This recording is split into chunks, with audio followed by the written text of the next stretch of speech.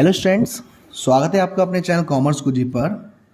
बच्चा लोग, ये जो आपकी परेशानी थी सर अकाउंट्स में कैसे पास होना है, क्या टॉपिक्स आएंगे और उन टॉपिक्स को कैसे करना है, ये जो वीडियो है जो मैं आज ये अपलोड कर रहा हूँ बेटा, बस ये आखिरी वीडियो है। 3 पार्ट डाले हैं मैंने। आपके पहला पार्ट डाला था, टॉपिक था बस इतना कर लो, मैंने समझाया था। दूसरा डाला था और आज ये होने वाला है तीसरा।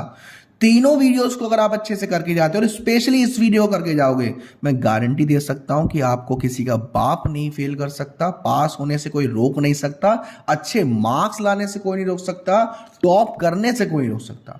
क्योंकि चैप्टर्स में क्या क्या आने वाला है, प्लस क्या क्या क्वेश्चन पूछे जाएंगे और सर उनको सॉल्व कैसे करना है वो मैं आपको समझाऊंगा, अपनी तरफ से भी प्रैक्टिकल क्वेश्चंस लेके और क्वेश्चंस लेके बुक में से भी। चलिए, सबसे पहले मैं बात कर लेता हूं चैप्टर जिसका नाम है फंडामेंटल ऑफ पार्टनरशिप।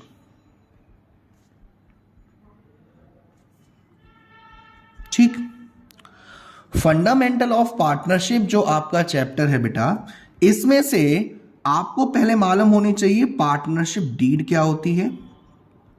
क्या होती है sir partnership deed? Partnership deed एक हमारा एग्रीमेंट है, रिटन एग्रीमेंट है, हमारा कंपलसरी नहीं है करवाना, करवाओ ना करवाओ आपके ऊपर है।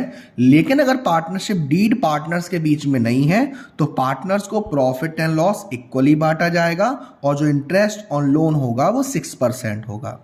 दूसरा, आपको जो रेट होती है आईओडी, इंटरेस्ट ऑन ड्राइंग्स, उसमें जो एवरेज प्रॉफिट वाला फंडा है कि अगर जो पार्टनर है वो मंथली ड्राइंग कर रहा है या क्वार्टरली ड्राइंग कर रहा है या 6 मंथ बाद कर रहा है, तो उसके लिए एवरेज पीरियड का फॉर्मूला होता है month remaining after first drawing plus month remaining after last drawing upon 2। ये फॉर्मेट से आप इसको निकाल लेंगे। आईओडी वाले क्वेश्चन और आईओसी यानी कि इंटरेस्ट ऑन ड्राइंग्स और इंटरेस्ट ऑन कैपिटल, ये एमसीक्यूज के लिए भी इंपॉर्टेंट है, छोटे मोटे के लिए भी इंपॉर्टेंट है। फिर 2 इसमें मेन टॉपिक बचते हैं, एक है हमारा प्रॉफिट एंड लॉस एप्रोप्रिएशन और एक है हमारा पास्ट एडजस्टमेंट।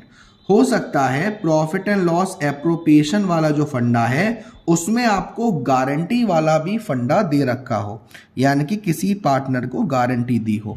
तो अगर आपको प्रॉफिट एंड लॉस एप्रोप्रिएशन का क्वेश्चन आता है तो सबसे पहली बात आपको उसमें देखना है कि हमको प्रॉफिट गिवन होगा। फॉर्मेट जो होता है मैं आपके सामने बना रहा हूं, पापा वाला फॉर्मेट होता है पर्टिकुलर अमाउंट, पर्टिकुलर अमाउंट, ये हमारा डेबिट साइड और ये हमारा क्रेडिट साइड।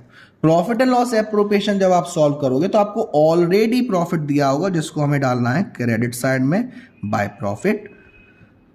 ये जो प्रॉफिट एंड लॉस एप्रोप्रिएशन है ये बना रहे हैं हमारे पार्टनर्स, सॉरी फर्म, और फर्म के लिए एक नॉमिनल अकाउंट की तरह ट्रीट करना है, यानी कि debit all expense and losses, credit all income and gains. तो पार्टनर को इंटरेस्ट ऑन कैपिटल जो दिया जाएगा वो डेबिट साइड में दिया जाएगा। पार्टनर को जो सैलरी दी जाएगी, सैलरी आप हमेशा ईयर के हिसाब से दोगे। मंथ दे रखा है तो 12 से मल्टीप्लाई, ईयर दे रखा है तो एज इट इज आ जाएगा, और क्वार्टर दे रखा है वो पीने वाला क्वार्टर नहीं, तो क्वार्टर दे रखा 4 से मल्टीप्लाई हो जाएगा। बाकी और भी कुछ रिजर्व है, कमीशन है। इस प्रॉफिट से पहले आपको ये देखना है कि कहीं हमें रेंट तो नहीं दे रखा, कहीं हमें इंटरेस्ट ऑन लोन तो नहीं देना पड़ रहा। इंटरेस्ट ऑन लोन आपको 6% देना होता है अगर नहीं लिखा है तो, और पार्टनरशिप डीड है तो उसमें लिखा होगा। ठीक है, इनके लिए आपको सबसे पहले प्रॉफिट एंड लॉस अकाउंट बनाना है। इस प्रॉफिट को वहां पे क्रेडिट साइड में डालना है, रेंट और इंटरेस्ट ऑन लोन को डेबिट साइड में डालना है, और उस प्रॉफिट में से दोनों को लेस करने के बाद जो प्रॉफिट बचता है वो यहां पर आएगा। लेकिन सर क्या हो अगर प्रॉफिट एंड लॉस एप्रोप्रिएशन भी आ जाए और गारंटी वाला क्वेश्चन भी आ जाए? तो आपको क्या करना है, आपको बस ये देखना है कि गारंटी किसे मिली है। और एक चीज का अकाउंट्स में विशेष ध्यान रखिएगा बच्चा लोग कि डेट का फंडा बहुत कर्रा चल रहा है। गारंटी वाले में भी डेट का आपको समझना है कि पार्टनरशिप कब चल रही है, और जो टर्नओवर रेशियो वाला क्वेश्चन आएगा रिटायरमेंट में उसमें भी आपको डेट का फंडा बहुत आपका जरूरी है। क्योंकि आपको क्वेश्चन में देख के लगा रहा है ये रहा छोटा आंसर, ये पूछा हमने सीबीएसई ने, लेकिन एक्चुअली में आपको डिटेल में थोड़ा सा जाना पड़ेगा। आप किसी भी क्वेश्चन को एक बार पढ़ने पर डिपेंड ना रहे, उसे कम से कम 2 बार पढ़ें। तो जैसे कि मान लीजिए सी को गारंटी मिली है, अब सी को गारंटी किसने दी है, ए ने दी है या बी ने दी है, लिखा नहीं है। अगर लिखा नहीं है तो दोनों पार्टनर्स मिलके जो इसको गारंटी मिली है, जो मान लीजिए इसको गारंटी मिली है कि इसको इंटरेस्ट ऑन कैपिटल मिलने के बाद या इंटरेस्ट ऑन कैपिटल मिला के इतना पैसा मिलना चाहिए, तो आपको देखना है इंटरेस्ट ऑन कैपिटल मिलाने के बाद या मिलाकर कितना पैसा मिल रहा है। अगर उसमें कमी आ रही है तो या तो अगर नहीं दे रखा है दोनों पार्टनर रेशियो के हिसाब से, या दे रखा है तो वो एक पार्टनर अपने हिसाब से झेलेगा। ये तो आपको गारंटी वाला है। पास्ट एडजस्टमेंट में आपको मेरा वाला फंडा अपनाना है कि सर कैसे अपनाना है। पास्ट एडजस्टमेंट में आपसे बोलेगा कि यार इंटरेस्ट ऑन कैपिटल देना था या सैलरी देनी थी और देना भूल गए, प्रॉफिट बांट दिया। तो सबसे पहले आप क्या करेंगे, आप क्वेश्चन में देखेंगे कि how many partners are there, कितने पार्टनर्स हैं। आप उतने पार्टनर्स के हिसाब से डीआर सीआर बना लेंगे। मान लीजिए 2-3 पार्टनर है तो ए का डीआर और ए का सीआर, बी का डीआर और बी का सीआर, सी का डीआर और सी का सीआर। इतना करने के बाद आपको देखना है कि क्या इस क्वेश्चन में प्रॉफिट बांट दिया है या सिर्फ ये कह रहा है कि इंटरेस्ट ऑन कैपिटल और सैलरी हमने प्रोवाइड नहीं करी। अगर आपको प्रॉफिट नहीं दे रखा तो आपको सबसे पहले पार्टनर्स की इंटरेस्ट ऑन कैपिटल को निकालना है और सैलरी को निकालना है। निकालने के बाद आपको सबको जोड़ देना है और जोड़ने के बाद उनसे इतना पैसा रेशियो में वापस लेना है। वापस लोगे तो पार्टनर के लिए खर्चा है, वो कहां जाएगा, डेबिट में। पहले वापस लेंगे प्रॉफिट शेयरिंग रेशियो में, फिर एक्चुअल में इंटरेस्ट ऑन कैपिटल कितना मिलना था वो डाल देंगे, सैलरी कितनी मिलनी थी वो डाल देंगे और डिफरेंस देखेंगे कि डीआर ज्यादा है या सीआर ज्यादा है। डीआर ज्यादा है, कितने से ज्यादा है वो डीआर में लिख देंगे, सीआर ज्यादा है, कितने से ज्यादा है वो सीआर में लिख देंगे। लेकिन अगर प्रॉफिट दिया हुआ है और आपसे क्वेश्चन में कह रहा है कि भाई जो प्रॉफिट है वो दिया हुआ है और जो प्रॉफिट है वो बांट दिया, तो पहले पार्टनर से हम क्या करेंगे, प्रॉफिट को वापस ले लेंगे। अब प्रॉफिट को वापस लेंगे तो पार्टनर के लिए क्या है, खर्चा एक तरीके से डेबिट में आएगा। किस रेशियो में वापस लेंगे, जिस रेशियो में उनको बांटा गया है, तो डीआर में आ जाएगा। उसके बाद इंटरेस्ट ऑन कैपिटल बांट देंगे, सैलरी बांट देंगे जो भी दे रखा है। फिर हम क्या करेंगे, जो आपका प्रॉफिट शुरुआत में था उसमें से हर पार्टनर की interest on capital salary minus करने के बाद जो प्रॉफिट बच रहा है वो पार्टनर को अगेन देंगे उनके रेशियो में, सीआर में। फिर कंपेयर करेंगे, डीआर ज्यादा है, सीआर ज्यादा है, फिर उसी के हिसाब से एंट्री करेंगे। मान लीजिए आपने क्वेश्चन में देखा कि ए का डीआर ज्यादा है, बी का सीआर ज्यादा है, सी का डीआर भी ज्यादा है, तो जो डीआर है उनको एंट्री में डीआर में, यानी A capital account DR, C capital account DR to B capital. अगर आपका डीआर सीआर दोनों का टोटल सेम आ रहा है, सही आ रहा है, इट मींस आपने जो क्वेश्चन किया है वो सही किया है। और अगर सही नहीं किया है तो आप समझ सकते हो कि आपके एल लग चुके हैं, लेकिन अब एल लगने नहीं देंगे। ये तो बात है हमारी फंडामेंटल ऑफ पार्टनरशिप की। अब हम बात कर लेते हैं हमारे पीएसआर, चेंज इन पीएसआर वाले चैप्टर की। चेंज इन पीएसआर वाले चैप्टर में आपको क्या करना है, सबसे पहले ये जो रेशियो होते हैं, रेशियो कैसे निकालते हैं, इसमें एक ओल्ड रेशियो होता है, एक न्यू रेशियो होता है, जिसमें हम सैक्रिफाइस रेशियो निकालते हैं। सैक्रिफाइस रेशियो का फॉर्मूला होता है old ratio minus new ratio. तो आपको रेशियो निकालना आना चाहिए। उसके बाद जितने भी गुडविल की कैलकुलेशन के फॉर्मूले हैं, एवरेज प्रॉफिट है, सुपर प्रॉफिट है और कैपिटलाइजेशन मेथड है, कैपिटलाइजेशन बाय एवरेज प्रॉफिट और कैपिटलाइजेशन बाय सुपर प्रॉफिट है, ये आपको फॉर्मूले अच्छे से आने चाहिए। प्लस एक क्वेश्चन आपको ऐसा अच्छे से करना है जिसमें आपसे एवरेज प्रॉफिट निकलवाए या सुपर प्रॉफिट निकलवाए, लेकिन उसमें कुछ केसेस हो। केसेस इन द सेंस, मान लीजिए मैं अगर एवरेज प्रॉफिट की ही बात करूं तो एवरेज प्रॉफिट का जो फॉर्मूला होता है वो होता है total profit upon number of years. अब मान लीजिए आपको ईयर दे रखी है 1, 2, 3, 4, 5, ठीक है। अब आपको इन 5 साल में 1 साल लॉस दे रखा है, तो आप क्या करोगे, जितनी साल प्रॉफिट दे रखा है उस प्रॉफिट में से लॉस को माइनस करने के बाद जो अमाउंट आएगा उसे डिवाइड करोगे 5 से। कोई एबनॉर्मल प्रॉफिट दे रखा है किसी साल में तो उस एबनॉर्मल प्रॉफिट को लेस कर दोगे उसी साल में से। एबनॉर्मल लॉस दे रखा है तो उसी साल में ऐड कर देंगे। कोई भी ऐसा चीज लग रहा है जो खर्चा है, एक्सपेंसेस है, तो उसको हम क्या कर देंगे, ऐड कर देंगे। तरीके से इनकम आपकी है ना, इनकम हो रही है, क्या कर देंगे, लेस कर देंगे। ये चीजें आपको ध्यान रखनी है एडजस्टमेंट वाले क्वेश्चंस की। प्लस जो रिजर्व वाला फंडा है उसको आपको अच्छे से याद रखना है कि रिजर्व कैसे बांटा जाता है। रिजर्व WCR हो सकता है, IFR हो सकता है, जनरल रिजर्व हो सकता है। ये जब भी हम बांटते हैं तो इनकी एंट्री क्या होती है, मान लीजिए 3 पार्टनर हैं, WCR बांट रहे हैं तो WCR अकाउंट दिया to S capital to B's capital to C's capital, IFR account दिया to S capital to B's capital to C's capital, क्योंकि ये फायदा है। लेकिन कोई घाटा है, जैसे मान लीजिए प्रॉफिट एंड लॉस का डेबिट बैलेंस घाटा होता है, एडवर्टाइजमेंट सस्पेंस वाला, तो इसमें क्या होगा, पार्टनर्स कैपिटल ऊपर और नीचे इनका नाम। लेकिन अगर रिजर्व दे रखा है 50,000 का और क्लेम आ गया आपके पास 10,000 का, तो अब बांटने के लिए कितना पैसा रहा, 40,000। एंट्री क्या होगी, WCR अकाउंट DR 2, प्रोविजन में 10,000 और 2 सभी पार्टनर्स में 40,000 हम बांट देंगे। ये आपको करना है हमारा किस में से, चैप्टर फंडामेंटल ऑफ पार्टनरशिप और चेंज इन PSR में। अब बात कर लेते हैं एडमिशन वाले चैप्टर की और रिटायरमेंट वाले चैप्टर की। एडमिशन वाले चैप्टर में और रिटायरमेंट वाले चैप्टर में आएगी चॉइस, ठीक है। और उसमें क्वेश्चन कैसा आएगा, उसमें आएगा क्वेश्चन रीवैल्यूएशन का। तो मैं आपको पहले तो समझाता हूं कि रीवैल्यूएशन होता क्या है, फिर हम कुछ क्वेश्चंस करते हैं तो आपको यह अच्छे से समझ में आ जाए। देखिए, रीवैल्यूएशन में हमें यह ध्यान रखना है कि ये एक नॉमिनल नेचर का अकाउंट होता है, और नॉमिनल नेचर हमसे क्या कहता है, debit all expenses and losses और credit all income and gains. तो जो भी आपके खर्चे हैं उसे हम कहाँ डालेंगे, डेबिट साइड में, और जो भी हमारे लिए फायदा है उसे हम कहाँ डालेंगे, क्रेडिट साइड में। एक तो ये तरीका है। दूसरा, मुझे बताइए अगर एसेट्स की वैल्यू कम होती है तो आपके लिए फायदा है या नुकसान, सर नुकसान है, कहाँ डालेंगे, डेबिट साइड में। एसेट्स की वैल्यू बढ़ती है तो आपके लिए फायदा है, कहाँ डालेंगे, क्रेडिट साइड में।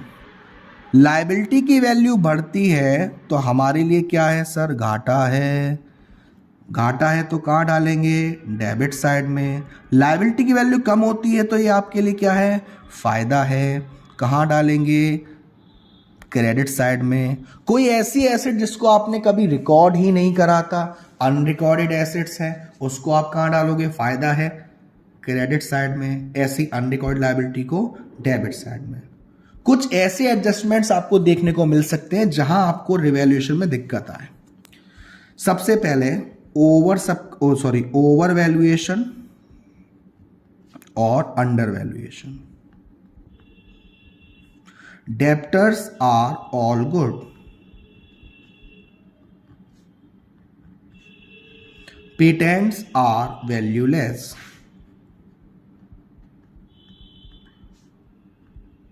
और डेब्ट्स वाले, बैड डेब्ट्स वाले,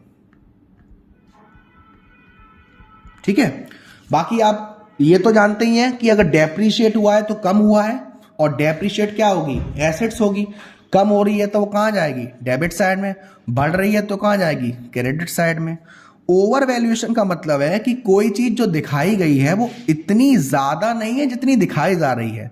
तो जब ओवर वैल्यूड है तो उसको हम क्या करेंगे, कम करेंगे। कम करेंगे तो कहाँ जाएगी, डेबिट साइड में जाएगी। अंडर वैल्यू का मतलब है कोई चीज जिसकी वैल्यू दे रखी है वो उतनी नहीं है, कम दिखा रखी है, तो इसको हम क्या करेंगे, बढ़ाएंगे। और बढ़ाएंगे तो कहाँ जाएगी, क्रेडिट साइड में।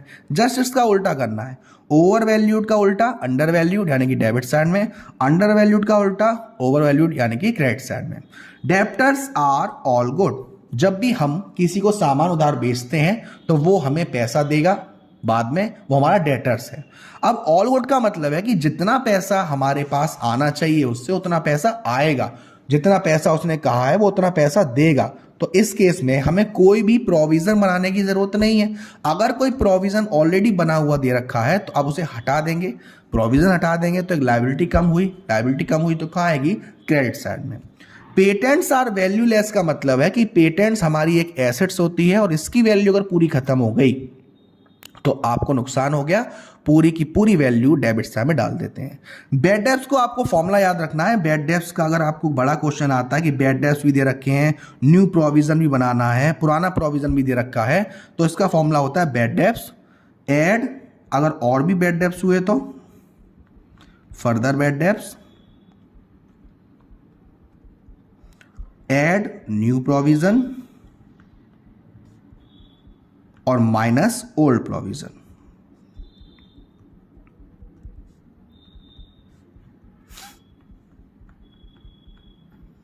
इस फॉर्मूले से आप करते हैं। तो अब मैं कुछ क्वेश्चंस करवाता हूं आपको रिटायरमेंट वाले के। देखो एडमिशन में और रिटायरमेंट में ज्यादा फर्क नहीं आता, सिर्फ एक फर्क रहता है उसमें। क्या फर्क रहता है सर? एक फर्क ये रहता है हमारा उसमें कि उसमें जो सारी चीजें होती हैं वो पुराने पार्टनर्स को मिलती हैं और इसमें जो सारी चीजें होती हैं वो सभी पार्टनर्स को मिलती हैं। ठीक है, तो देखिए ये मैंने क्वेश्चन लिया है आपके लिए इंपॉर्टेंट।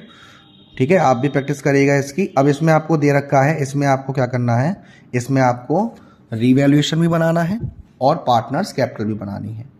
तो इसमें हमारा क्या होगा, सबसे पहले हम जब इसमें रिवैल्यूएशन अकाउंट बनाएंगे तो देखिए गुडविल ऑफ, मैं करवाता हूं आपको, इसमें न्यू पेज ले लेते हैं, देखिए साथ साथ करेंगे।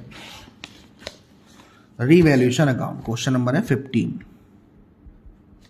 रिवैल्यूएशन अकाउंट कैसे बनाना है। सबसे पहला वाला गुडविल ऑफ द फर्म 51,000, अभी इससे हमें कुछ नहीं करना। There was a claim for workman compensation to the extent of 6,000, ऊपर हमें कोई भी वर्कमैन कंपनसेशन रिजर्व नहीं दे रखा। इट मीन्स ये 6,000 हमारे पास क्लेम आया है, क्लेम आया है तो लोगों को पैसा देना पड़ेगा। तो हमारे लिए फायदा है या नुकसान है सर? हमारे लिए एक नुकसान है। अब नुकसान है तो कहाँ जाएगा सर? डेबिट साइड में जाएगा रिवैल्यूएशन के। तो फॉर्मेट बनाता हूं मैं रिवैल्यूएशन का प्रॉपर।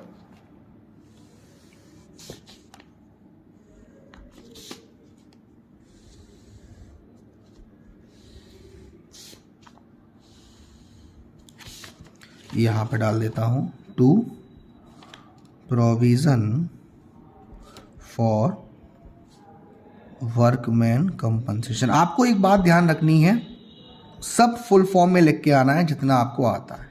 6,000।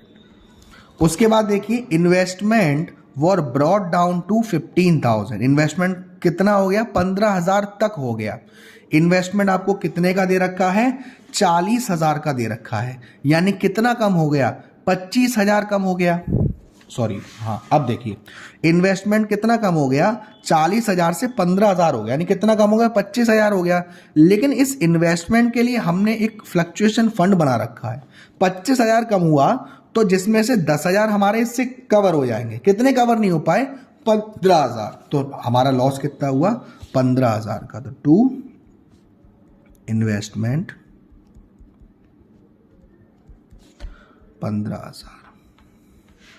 उसके बाद देखिए provision for bad debts was reduced by 1,000। जो प्रोविजन फॉर बैड डेब्ट्स हैं वो आपको 1,000 से कम करने हैं। आपको 3,000 दे रखा है, इसे 2,000 करना है, कम करना है, लायबिलिटी कम करनी है। तो आपके लिए फायदा है बाय प्रोविजन 1,000 रुपये बस।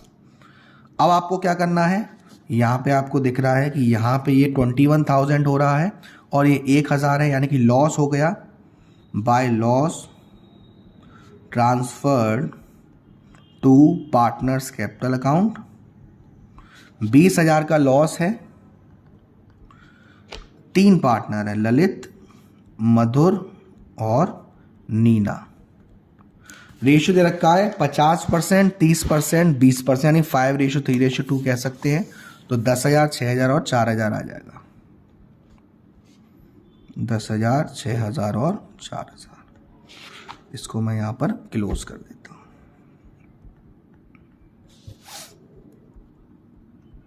अब बनाना होता है हमें पार्टनर्स कैपिटल अकाउंट। और रिटायरमेंट में और एडमिशन में फर्क थोड़ा ही है। वहां पे सारी चीज पुराने पार्टनर्स को बांटी जाती हैं, यहां पर सारी चीज सभी पार्टनर्स को बांटी जाती है।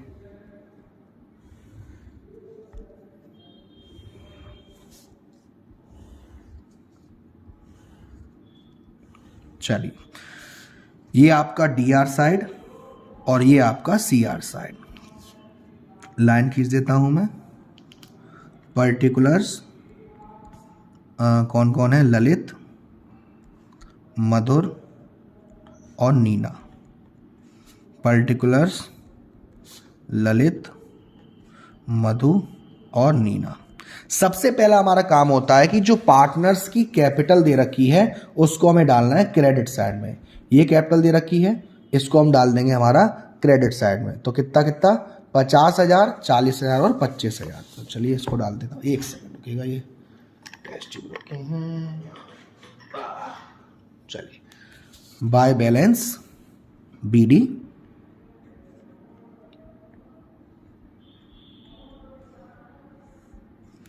50,000, 40,000 और 25,000। ठीक है। उसके बाद हम लायबिलिटी साइड में देखते हैं क्या हमें कोई ऐसी चीज दे रखी जो बांटने लायक है। देखिए, एम्प्लॉयड प्रोविडेंट फंड नहीं बांटते हैं, इन्वेस्टमेंट फ्लक्चुएशन फंड यूज हो चुका है और कोई रिजर्व नहीं दे रखा बांटने के लिए। इधर देखते हैं, यहाँ पे आपको तो गुडविल भी दे रखी है और प्रॉफिट एंड लॉस अकाउंट भी दे रखा है। ये दोनों चीज पार्टनर्स कैपिटल के डेबिट साइड में आएगी सभी पार्टनर्स में। तो देखिए, सबसे पहले 2 गुडविल है 20,000 की। 20,000 को रेशियो बांटेंगे 10,000, 6,000, 4,000 आ जाएगा।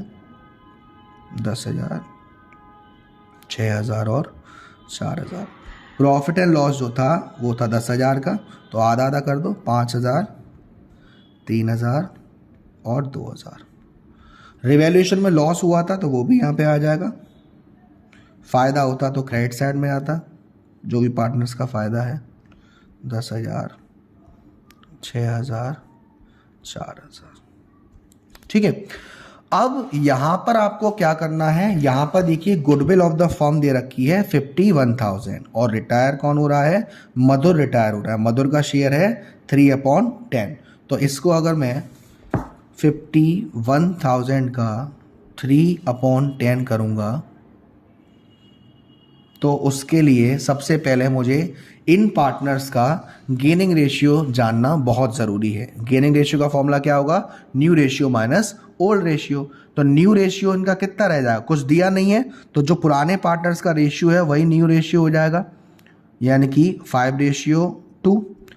अब इससे अगर आप सॉल्व करोगे 5:2 से, सॉरी मधुर रिटायर हुआ है ना, तो इनको सॉल्व करोगे आप गेनिंग रेशियो से, new ratio minus old ratio, तो इनका रेशियो आएगा 1:4।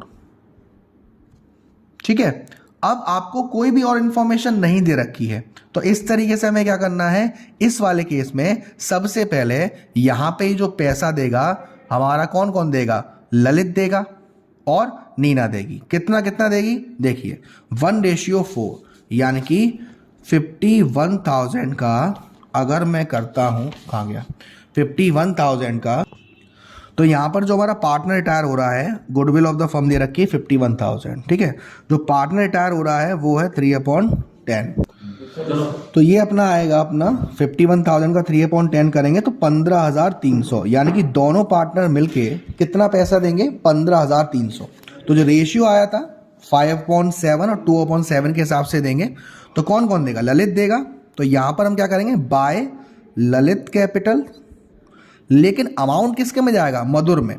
तो 15,300 का 5/7 करोगे तो लमसम 10,929 आएगा। और ऐसे ही बाय नीनास कैपिटल, और 2/7 करोगे तो 4,371 आएगा। ठीक है। इतने में आई होप आपको कोई दिक्कत नहीं होगा। अब यही आपको यहां करना है, नाम लेना है मधुर का, मधुर्स कैपिटल, और अमाउंट किस किस में डालना है? ललित में 10,929 और नीना में 4,370 में। अब देखिए आपसे क्वेश्चन में आगे क्या कह रहा है, इसमें मैं आपको एग्जीक्यूट अकाउंट भी समझाऊंगा जो लोन अकाउंट बनता है ना, तो डरने वाली बात नहीं है। अब इसमें कह रहा है कि मधुर जी को 10,300 तो कैश में दे दिया, बाकी का जो बचा हुआ पैसा है वो उनके लोन अकाउंट में ट्रांसफर किया गया, जिसमें 2 इक्वल इंस्टॉलमेंट में दिया जाएगा विद इंटरेस्ट 12% पर एनम। तो ठीक है, कितना पैसा दे दिया मधुर जी को कैश में? 2 कैश 10,300। चलिए अब बैलेंस करते हैं।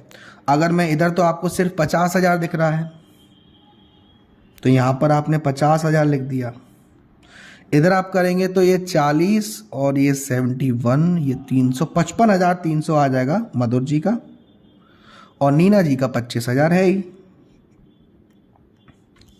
अब अगर हम करेंगे तो सबसे पहले इधर का मैं देखता हूँ 10 और 5 15 और 25 और 35 9 2 और यहाँ 50, तो ये आपका 14,000 कुछ 14,000 बैलेंस CD पहले तो कर लेता हूँ 14,071 ये आएगा। मधुर जी का अभी हम अलग निकालेंगे क्योंकि ये रिटायरिंग पार्टनर है। नीना जी का आएगा 25,000 और 4 6 और 10 15 और 4 10,629। अब ये 55,300 है और ये आपका 10,300 यानी कि 45,015 यानी कि 30,000 रुपये कहाँ डलेंगे? मधुर्स लोन अकाउंट में 30,000 रुपये, यानी कि कितना पैसा देना है उन्हें? 30,000 रुपये। अब हम करेंगे लोन अकाउंट को समझेंगे हम लोग। चलिए लोन अकाउंट समझते हैं। किसका लोन अकाउंट? देखिए एग्जीक्यूटिव का अकाउंट कैसे बनता है बेटा? जब किसी एक पार्टनर की डेथ हो जाती है ना, तो उसको क्या क्या चीजें मिलेंगी? जो एक पार्टनर को मिलती हैं वही मिलती हैं, बस उसमें एक प्रॉफिट और गुडविल का फंडा आता है, वो भी हम अभी समझेंगे। फिलहाल हम लोन अकाउंट देखते हैं। देखिए लोन अकाउंट में डेट, पर्टिकुलर अमाउंट, उसके बाद डेट, पर्टिकुलर अमाउंट। देखिए सबसे पहले आपको क्या करना है? सबसे पहले आपको 1 तारीख को यानी कि 1/4/2013, ठीक है, कितना अमाउंट है? बाय मधुर्स कैपिटल कितना पैसा देना है सर? 30,000 देना है। इंटरेस्ट कितनी है? 12% सालाना, तो यानी कि 1 साल बाद ब्याज लगेगी, मिलेगी, सॉरी, बाय इंटरेस्ट। 30,000 का 12% आ जाएगा 3,600 रुपये। इसको आप जोड़ दो 33,600, ठीक। अब इस अमाउंट का आधा कर दो 31,314, यानी कि अब कितना पैसा रह गया है? 15,000 वो और 3,600 रुपये की ब्याज, 2 इंस्टॉलमेंट में जाएगा ना 30,000, तो 15,000 ये और 3,600 ब्याज, यानी 18,600 रुपये दिए जाएंगे। और कितना पैसा रह गया? 30,000 में से 15,000 चला गया, तो कितना पैसा रह गया? अभी 15,000 ही रह गया सर।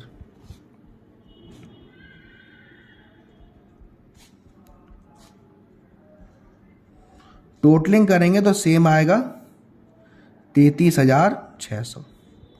फिर अगेन नेक्स्ट ईयर इस अमाउंट को डालेंगे यहाँ 15,000 का 12% 1,800 और यहाँ पे टोटल आ जाएगा 16,800। इस तरीके से आपको लोन अकाउंट बनाना है।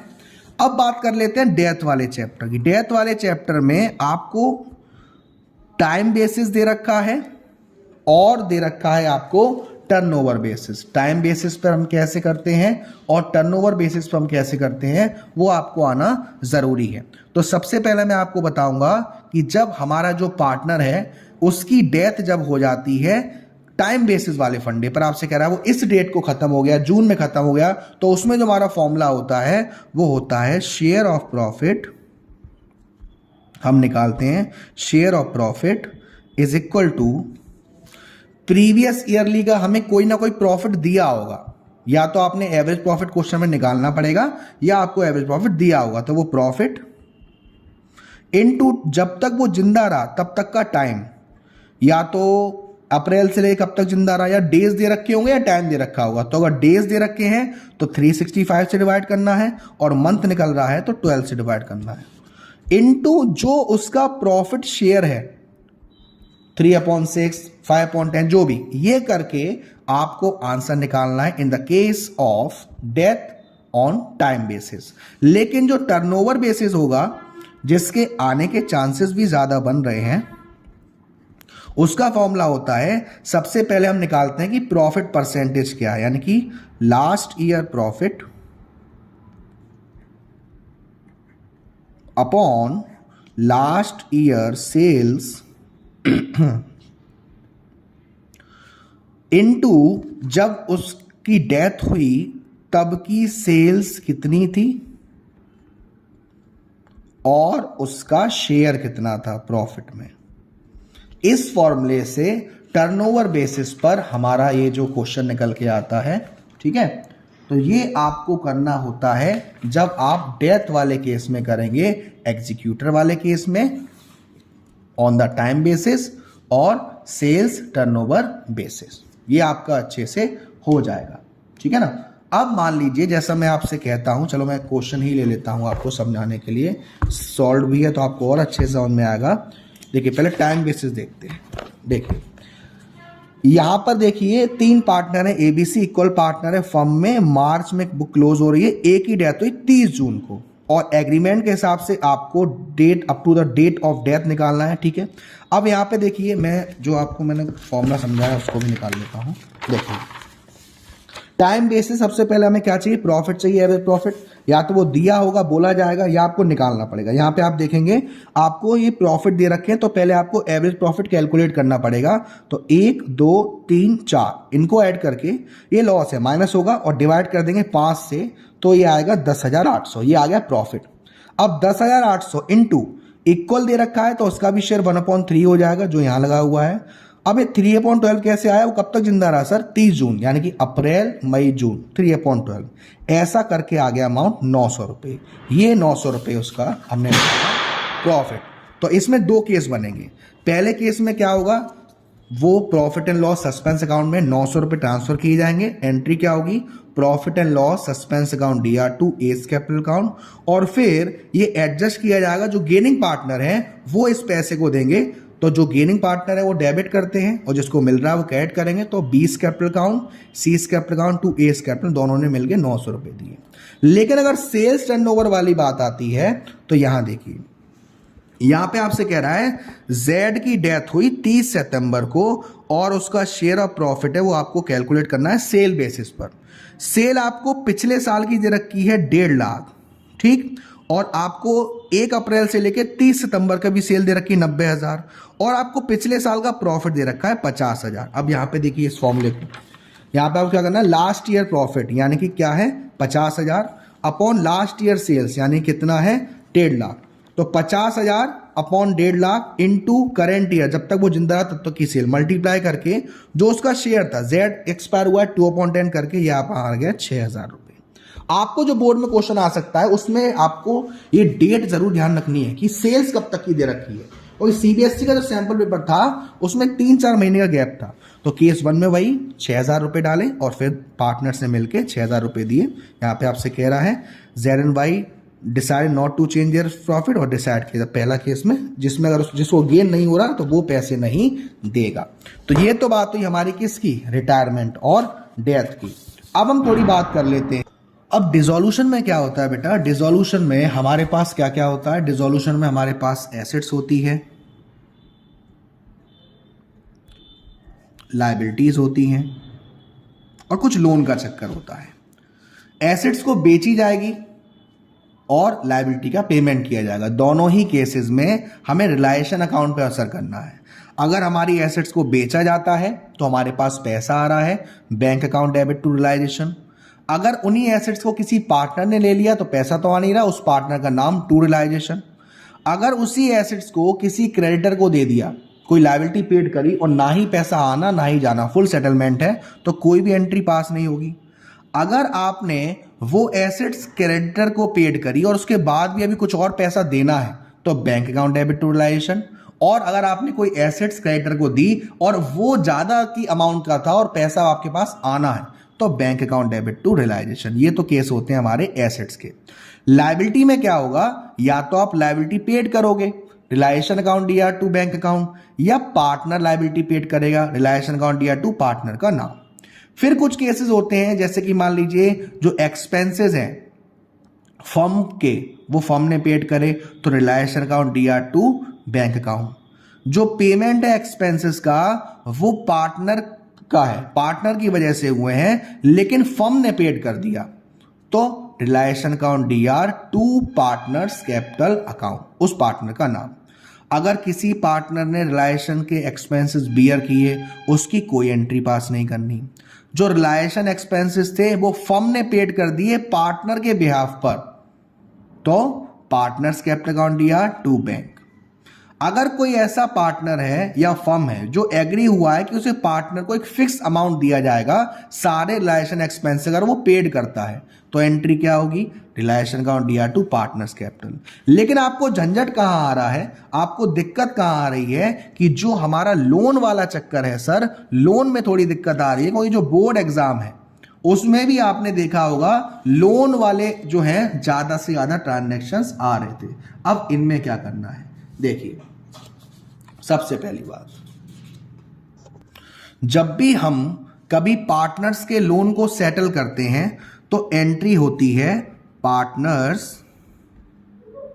जिसका भी लोन हो, partners loan account debit to bank account, ठीक, ये एंट्री होती है। लेकिन लोन था 50,000 का, लेकिन पेड करने पड़े 40,000। लोन तो था 50,000 का, लेकिन पेड करने पड़े आपको 40,000। फायदा हुआ, और कितने का फायदा हुआ, 10,000 का।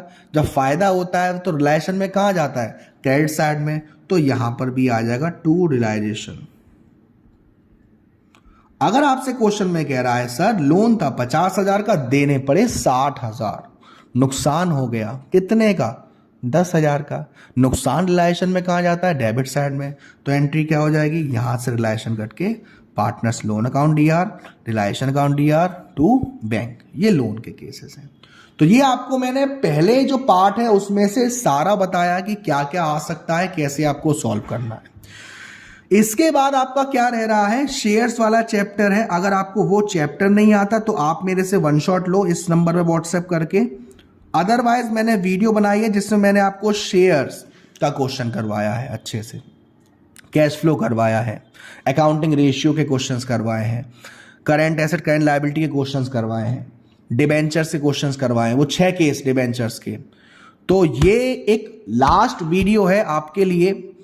इसके बाद मैं ना ही कोई मोस्ट इंपोर्टेंट क्वेश्चंस ना ही टॉपिक बताने वाला हूं, क्योंकि that's it for you all. इतना बहुत है, बार बार वीडियो बना के ये इंपॉर्टेंट वो, हाँ हो सकता है कि मैं आपके लिए 100 MCQ का इंपॉर्टेंट क्वेश्चंस लेके आऊं, कि टॉप 100 MCQs में मैं आपको बताऊं कौन कौन से इंपॉर्टेंट है। वो भले ही मैं ला सकता हूं कल या आज रात को ही, जैसा सही लगे।